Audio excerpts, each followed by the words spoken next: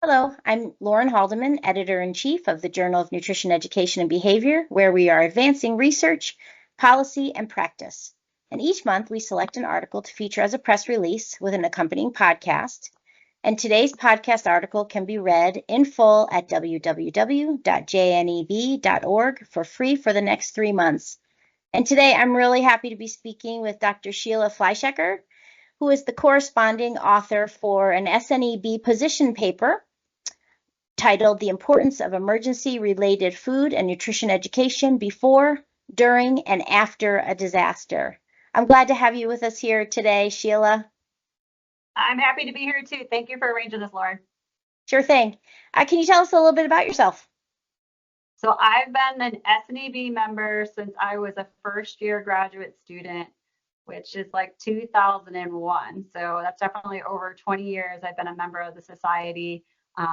I've participated in various committees and particularly was active in our advisory council on public policy, and then also have taken leadership roles on the board, serving as treasurer for a term, and then also as one of our directors at large. But really just enjoy the journal, particularly under Karen's leadership, and now excited about your chapter, and then also really active in attending the annual meeting. Great, thanks. And I love the longevity in SNEB. And one of my favorite parts of doing these podcasts is getting to actually talk to the authors. So I appreciate you spending the time today. This podcast is a little bit different. Just so everyone knows, Sheila and her co-authors will be doing more of an in-depth webinar, likely in the fall. But this is just a little teaser. So because it is a position paper. So I wanted to just get right to it, Sheila. So extreme weather events are significantly increasing across the globe with a variety of disastrous consequences. So can we start off today with just an explanation of what's happening and how this connects to lacking food and nutrition insecurity, please? Sure. And I wanted to answer this question in a little bit of the context of kind of developing this paper and the society's leadership and kind of leaning into this area. So I will say after Hurricane Maria, that really kind of brought to my eyes very drastically just the duration of disasters and how that impacts food, nutrition, security. Again, that before part, the during, and the after. And we were doing some work, particularly when I was in a role at USDA, of like thinking through how to respond to best practices within Hurricane Maria and some really unprecedented situations, particularly with the duration of power outages there. And I realized the literature was pretty scarce in terms of like what we can provide in terms of best practices, in terms of getting EBT up and running, in terms of getting WIC, in terms of related breastfeeding suggestions, and then just also, again, just that duration piece of thinking through food security, and particularly from a nutrition security perspective, as many were managing diet-related diseases, really thinking through what the best practices were. I do want to give a shout out, like our extension services and particularly nutrition educators in the extension service have been really at the forefront of disasters for decades and have really helped us innovate in that space. But I think increasingly, as we're seeing more and more extreme weather events happen, we're realizing we have to kind of evolve with our research, policy, and practice. So the position paper was partly our opportunity to kind of reflect what we know, what we don't know, and where we'd like to go as a society. And I will say, it was when I was on the board, I'm trying to think through the timeline again, because it was definitely pre-COVID that, after Hurricane Maria, I was thinking through a session at our conference would be really nice to kind of highlight this area. And so we had a conference session, and it was in Orlando, Florida, which was really well positioned in terms of highlighting the University of Florida's extensive extension services in this area and really some of the best practices regarding hurricanes. But again, that was hurricanes. They would qualify, like we don't get tornadoes and earthquakes and what we ended up a couple years later dealing with in terms of COVID pandemic. So it was a great session, and it really was our kind of exploratory stage of like whether and how we would explore a position paper in this area. Karen, when she was editor-in-chief, was really wanting us to use that tool as a platform for the society to really, lay down from an evidence-based perspective what our positions are on topics of importance. So for me, that initial conference was really helpful for us to think through the where and how. And then we ended up going through the process of, proposing a position paper. And as it was moving along during that period post-conference, then, March 2021 fell into place in terms of the COVID pandemic. And so then we were like, well, how do we integrate that? Right? Like that is an emergency of its own nature. And so partly why this somewhat took a little bit of time to get through was, COVID was its own animal in the sense of understanding where and how nutrition educators, and particularly the society, can be helpful before, during, and after things like a pandemic as well. So it was really helpful for us to be able to say we had that foundation of like looking at these areas pre-COVID. And then as we were dealing with COVID, kind of thinking through where and how that can shape our position paper. We did present during COVID in one of the virtual annual conferences, the co-authors that we brought together, Lindsay, Lauren Clay, and then also Yuri Colin Romos. They were really helpful just during COVID of us working together and thinking through like where and how we can shape a position paper of this nature. And we did present, I would say, our preliminary approach and also preliminary recommendation. And it was really helpful because people were very much living in the thick of COVID in terms of where and how they thought we needed to improve on federal nutrition assistance programs and also federal nutrition education, but also, again, still dealing with the increasing intensity of natural disasters during that period, and again, kind of recognizing with the increasing intention of thinking through climate change and food systems, nutrition security, and overall resiliency, where would we want to take our profession and research, policy, and practice. So I will say the position paper took us a little while, in terms of, walking through these natural disasters or a series of natural disasters, and really thinking again how best to develop a position paper that really, your leadership and the society emphasize that we do want to be, somewhat evergreen for the next, 5-10 years. Because when we generally make a position paper, it's a little bit different than, an immediate policy statement or policy brief. It is meant to be kind of the position that we're going to work on for the next 5 to 10 years. We want that to be readable. We want that to be kind of concise, and we want it to be usable for a variety of our members. So it was helpful as we were walking through what's needed in the short term to kind of get through COVID and some of the natural disasters, where and how we can best position this position paper.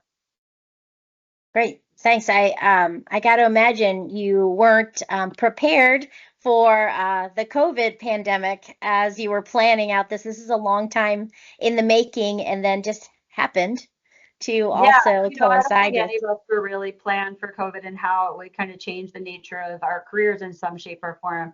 I was really fortunate during the COVID pandemic.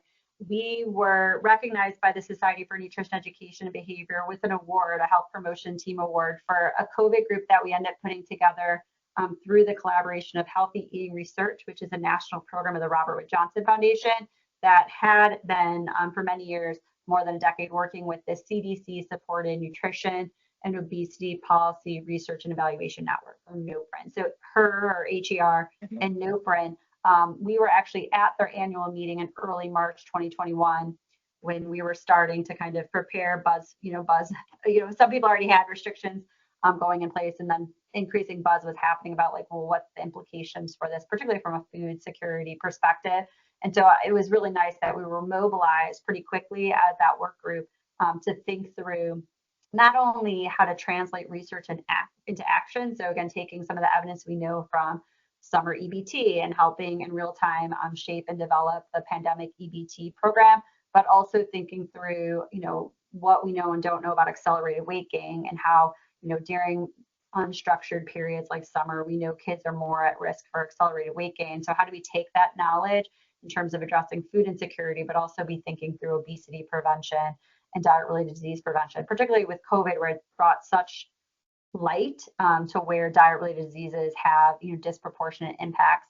So for us, it was an opportunity to be able to translate evidence to action. But again, it also brought to bear a lot of the scarcity that we had in terms of evidence relating to how to provide nutrition services during this time. And again, I think from a nutrition education perspective, you'll see this in the position paper, and we'll dive deeper on it in the more in-depth webinar this fall. But for us, we really elevated the importance of communication and outreach. One of the first papers our group published was within the Journal for Nutrition Education and Behavior, and it was around like what messages are schools putting out there regarding school closures. And so when governments, local, state, or school districts were closing down schools, how did they address or bring light to the food security implications of what that meant?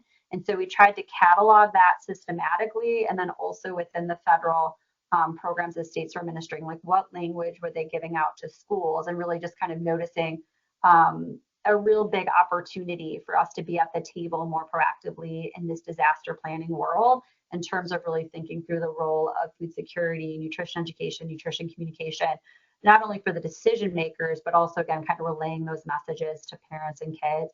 Just using, again, a deep dive on school meals, for example. We know there was just kind of miscommunication about like picking up meals at schools during COVID and how best to do that type of innovation. And then also thinking through, pandemic EBT and like how that could be rolled out better. And again, the communication regarding being able to use both of those programs. And again, given it was such an opportunity where people were now, eating more at home, and kind of getting meals for their families at home, is another opportunity to kind of really rethink, how best to help lift up healthy meals on a limited budget, just knowing, again, kind of contextually where a lot of folks were at economically.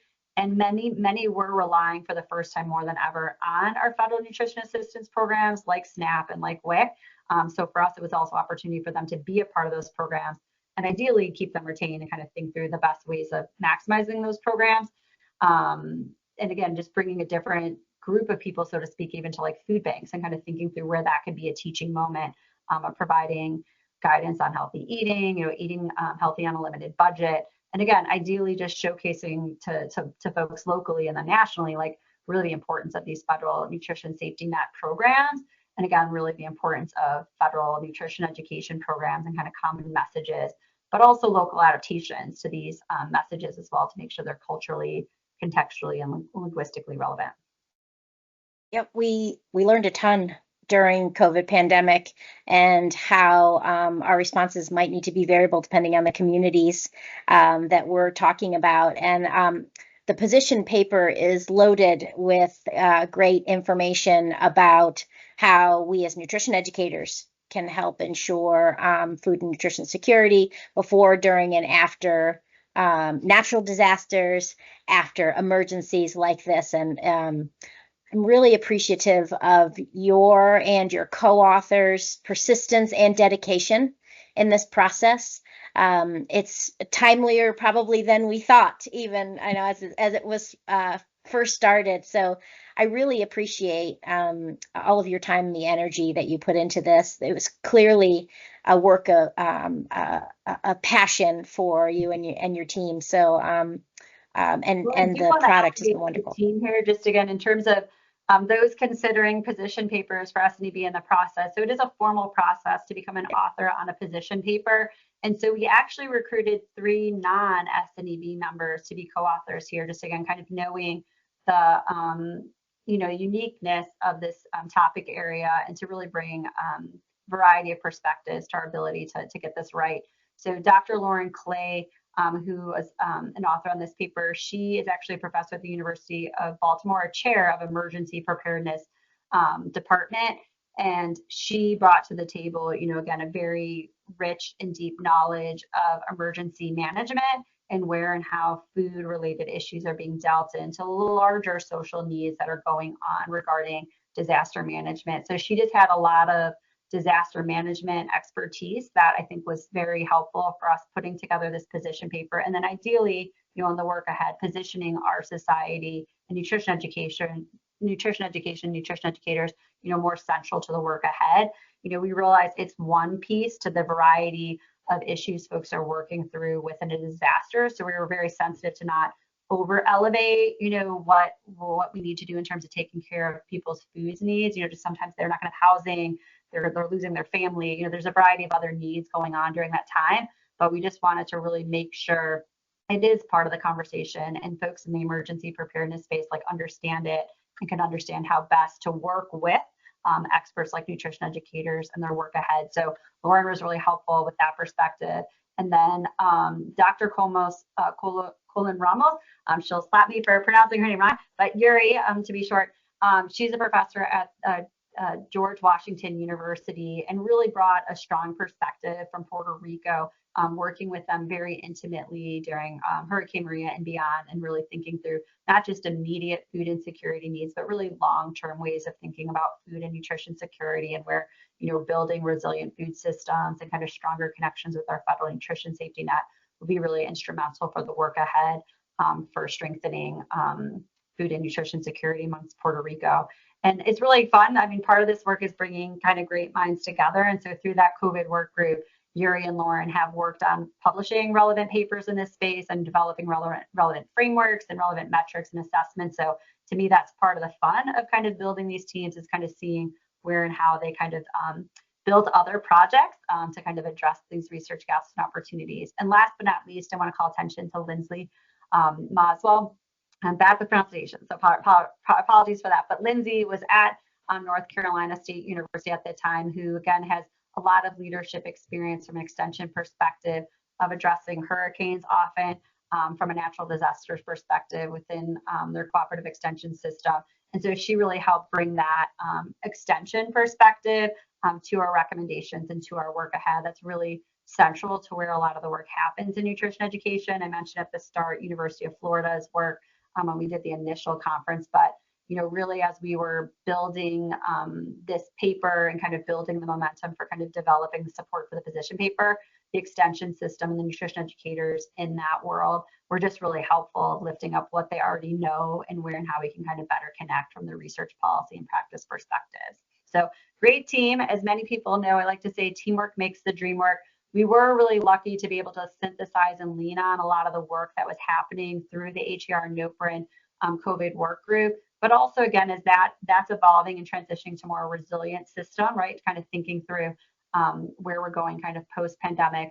It was just nice to be able to kind of lean on that group of more than 1,000, I think now, folks that have kind of collated in that space to really elevate, what they're already doing, what questions they still have, where they see opportunities to still lean in. And again, just that bridge building across a variety of sectors within nutrition, but also outside of nutrition, to really think through, resiliency and food and nutrition security before, during, and after. So it was a fun process. Like I said, we've evolved, and we definitely look forward to kind of the years ahead, right, as we kind of position this position paper as a resource to really elevating where our society, where nutrition education, where nutrition educators can be helpful in this process.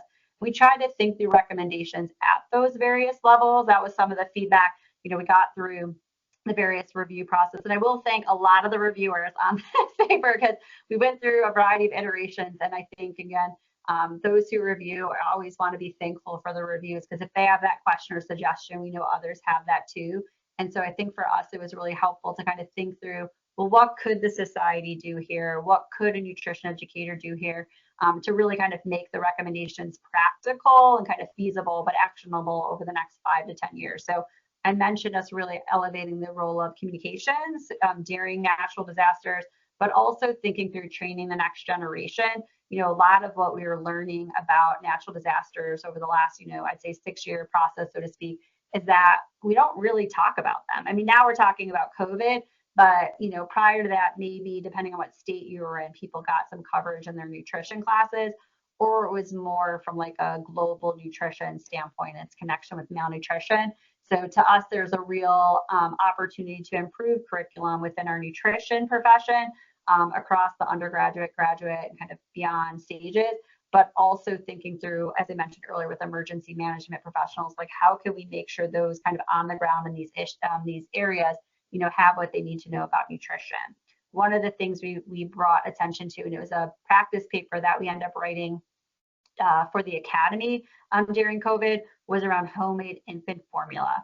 We definitely know historically that during times of economic depression and also food related scarcity issues like this, where infant formula supply is disrupted, or again where just disaster situations where just kind of access is disrupted, we know that families tend to lean in more on terms of making homemade infant formula.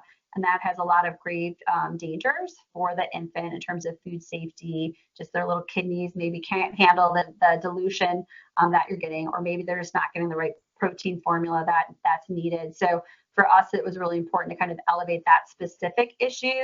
And again, elevate that in our position paper in terms of an area of opportunity for improved messaging and also improved research, just to kind of have a better handle about what that looks like and how to prevent it going forward.